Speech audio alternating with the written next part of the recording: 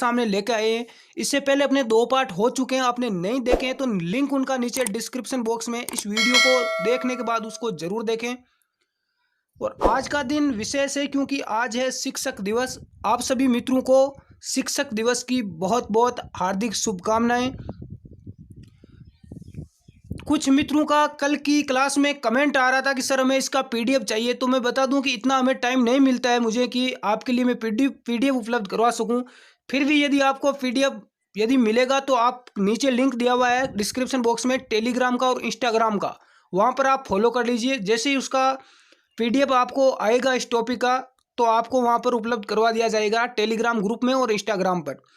तो बिना देर किए पहले प्रश्न की ओर बढ़ते हैं।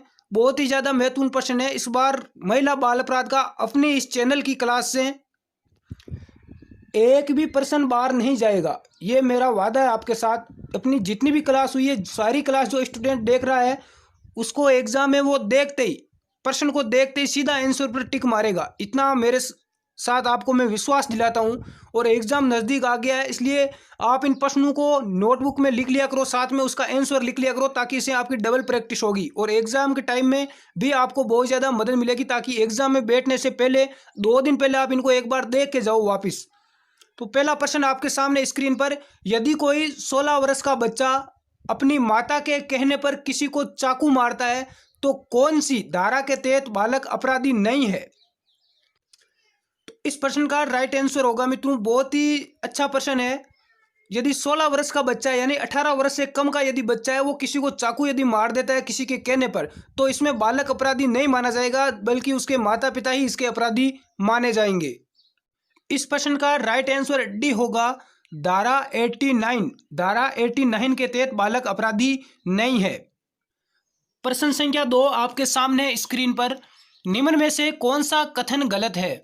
ए है गर्भपात में धारा 312, बी है बलात्संग धारा 375, सी है जारक्रम धारा 497 और डी है दहेज मृत्यु में धारा 498 के।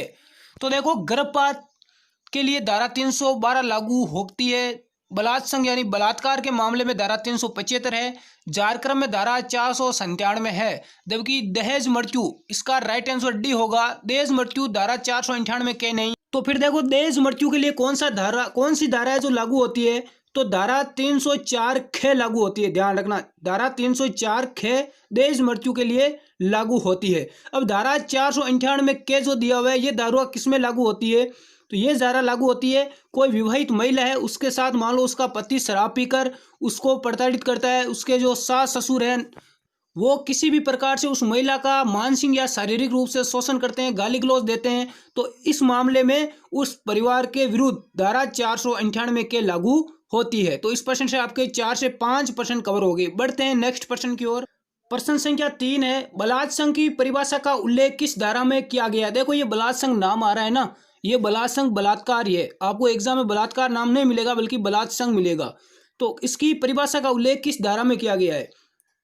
तो इस प्रश्न का राइट आंसर बी होगा, धारा 375 में किया गया है। और देखो, इस धारा 375 में इसमें संशोधन किया गया था, यह भी पूछा जा सकता है, 2013 में इसमें संशोधन किया गया था। बढ़ते हैं अगले प्रश्न की ओर बिना देर किए हुए। निर्भया एक्ट 2012 को संसद में कब पेश किया गया? देखो, निर्भया एक्ट, यहाँ से बहुत सारी धाराओं में परिवर्तन किया गया, ये बहुत ही ज्यादा महत्वपूर्ण है, यहाँ से प्रश्न निकलेगा, इसलिए मैं हर प्रश्न को इससे रिलेटेड कवर करवा रहा हूँ हर क्लास में। तो निर्भया एक्ट 2012 को संसद में कब पेश किया गया? इसका राइट आंसर ए होगा, 19 मार्च 2013 को इसको संसद में पेश किया गया था। बढ़ते हैं प्रश्न संख्या 5 की ओर। जो मित्र पीछे वाली क्लास देखना चाहता है उसका लिंक नीचे डिस्क्रिप्शन में, और पूरा यदि सिलेबस जिसको चाहिए तो अपने प्लेलिस्ट बनी हुई है अलग से महिला बाल अपराध की, उसमें सारे वीडियोज आप देख सकते हैं।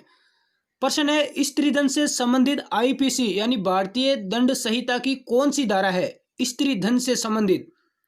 ए है धारा 498, बी धारा 406, सी धारा 357 और डी है धारा 306।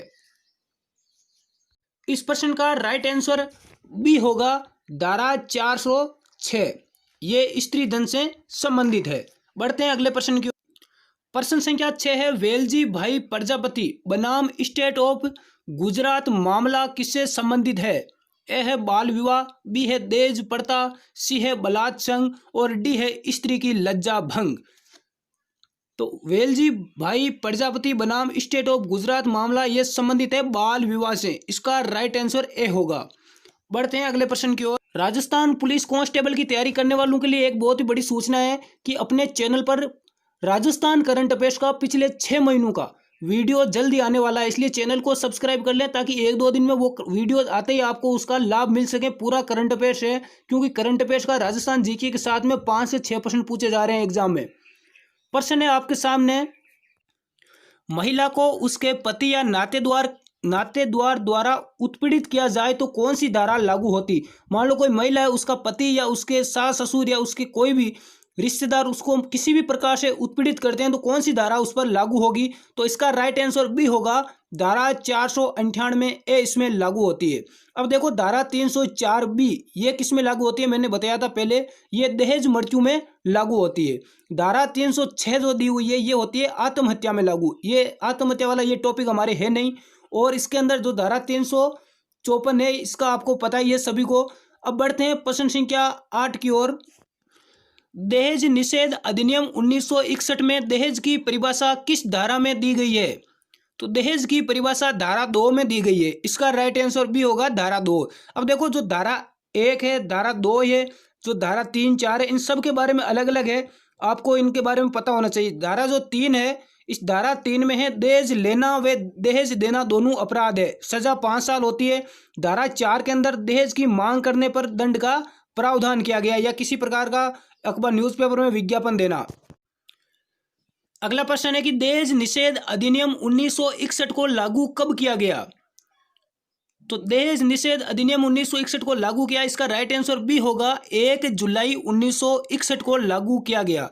अब देखो लागू तो 1 जुलाई 1961 को किया गया, लेकिन ये पारित कब हुआ था ये भी पूछा जा सकता है। तो ये पारित हुआ था 26 जून 1961 को ये पारित हुआ था। बढ़ते हैं प्रश्न संख्या 10 की ओर। घरेलू हिंसा से महिलाओं का संरक्षण अधिनियम 2005 को कब लागू किया गया। ए है 26 अक्टूबर 2006, बी 1 जुलाई 2006, सी है 26 जून 2005 और डी है इनमें से कोई नहीं। तो इसका राइट आंसर ए होगा 26 अक्टूबर 2006 को इसको लागू किया गया था। प्रश्न संख्या 11 है आपके सामने। दहेज निषेध अधिकारियों की नियुक्ति दहेज निषेध अधिनियम 1961 की कौन सी धारा में होती है। तो कौन सी धारा में होती है, इसका राइट आंसर बी होगा धारा 8 बी के अंदर। तो धारा 8 बी में इनकी नियुक्ति होती है। तो धारा 8 ए के अंदर क्या होता है, दहेज संबंधी जो घटनाएं हैं उनकी शिकायत हम कर सकते हैं। और इसमें शिकायत कब तक कर सकते हैं, मान लो कोई घटना घटित हो गई उसके 1 वर्ष तक भी हम शिकायत इसकी दर्ज करवा सकते हैं।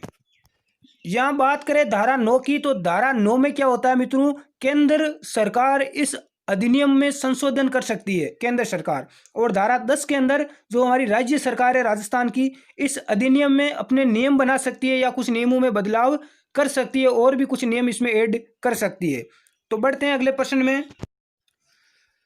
कोई व्यक्ति विदेशी लड़की का आयात करता है तो कौन सी धारा के तहत अपराधी है। कौन सी धारा के तहत अपराधी है, इस प्रश्न का राइट आंसर भी होगा धारा 366 खे के तहत वे व्यक्ति अपराधी होगा यदि गलत कार्य के लिए विदेश से किसी लड़की को आयात करता है।